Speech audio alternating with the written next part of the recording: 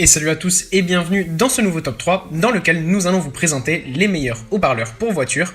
Avant de commencer, n'hésitez pas à vous abonner à la chaîne et à activer la cloche pour ne rater aucune vidéo, à mettre un petit pouce bleu et un commentaire.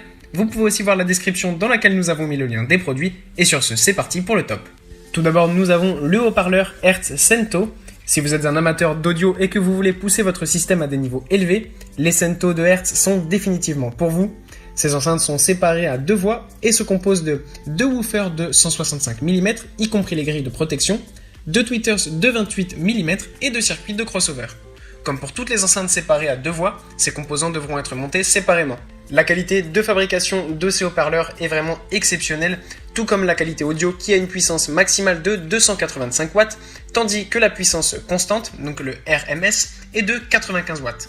Si vous voulez obtenir des performances optimales et donc un système audio super performant à 100%, je peux vous recommander d'ajouter un amplificateur et un subwoofer.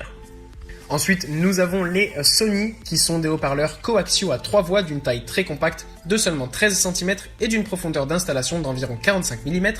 Ne vous laissez pas tromper par leur petite taille, ces enceintes sont en fait capables de délivrer une puissance nominale de 35 watts.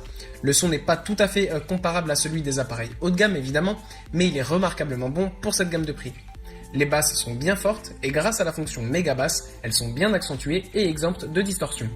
La qualité sonore est propre et claire, même dans les aigus. Grâce à son design minimal, ce modèle convient aux installations qui offrent très peu d'espace. Rien à dire sur ces haut-parleurs pour la puissance maximale qui est très bonne, vous avez 240 watts.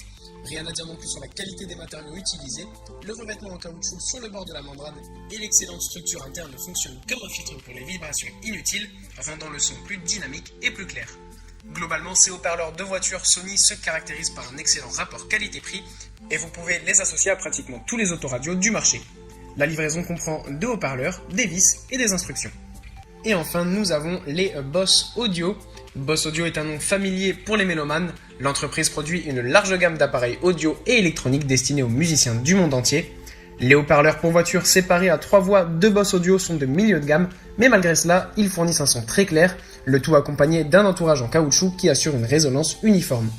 Excellent également du point de vue esthétique, leur couleur rouge et noire les rend très agréables à l'œil. Le matériau de construction que l'on peut qualifier de très haute qualité globale constitue une bonne base pour un plaisir musical de même qualité.